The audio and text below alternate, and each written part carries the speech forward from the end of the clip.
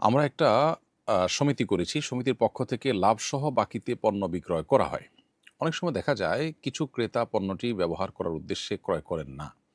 বরং আমাদের কাছ থেকে পণ্য কিনে অন্যত্র কম দামে বিক্রি করে নগদ অর্থ গ্রহণ করতে চান। এমত অবস্থায় এ ধরনের ক্রেতার কাছে পণ্য বিক্রয় করা আমাদের জন্য জায়েজ হবে কিনা? উত্তর হলো যে আ আপনি পণ্য বিক্রি করছেন আ যার কাছে তিনি আপনার কাছ থেকে পণ্য কিনে হয়তো বাকিতে আপনি পণ্য বিক্রি করেছেন। সেজন্য সে পণ্যটা বিক্রি করে তার দরকার টাকা, বিক্রি করে সে টাকা ক্যাশ করে নিয়েছে।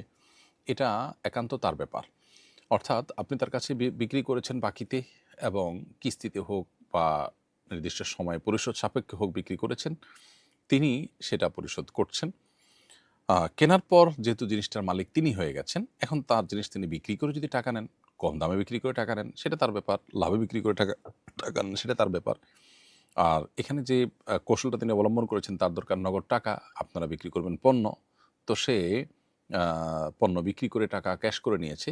এটাতে শরিয়ার কোনো ভায়োলেশন হয়নি। তার জিনিস তিনি বিক্রি করতেই পারেন, সেখানে আসলে কারোর এখতিয়ার নেই বাধা দেয়ার।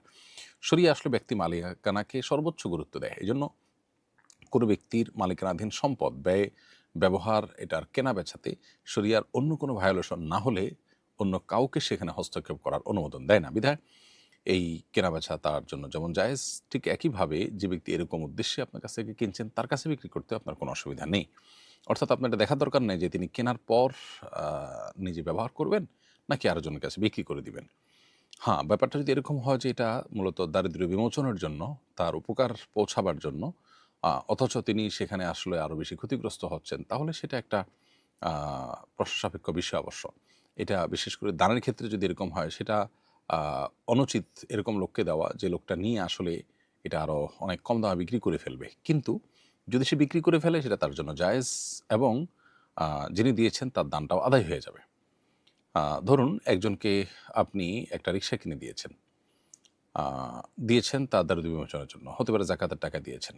এখন যাকে দিয়েছেন তিনি এটা নিয়ে বিক্রি করে দিয়েছেন আরো কম দামে। আপনি যে দামে কিনেছেন তার চেয়ে আরো কম দামে বিক্রি করে দিয়েছেন। তো এটাতে তার জন্য তার জন্য এটা জায়েজ আছে। তার জিনিস তিনি বিক্রি করতেই পারেন।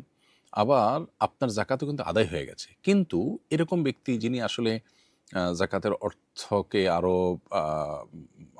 আরো তার যে সুফল, এটা কম সুফল তিনি উপভোগ করবেন। যেখানে আরো বেশি সুফল পাওয়া যেত। তো এরকম ব্যক্তিকে না দিয়ে তার চাইতে আরো নিডি মানুষ থাকলে তাকে দেওয়া উত্তম। জাস্ট এটুকু। এর বাইরে আসলে এখানে জায়েজ না জায়েজের বিষয় নয়। অতএব এটা হলো দানের ক্ষেত্রে। আর বিক্রি করার ক্ষেত্রে তো প্রশ্নই ওঠে না যে এটি নিষিদ্ধ হবে। কারণ আপনি যখন দিয়েছেন তাকে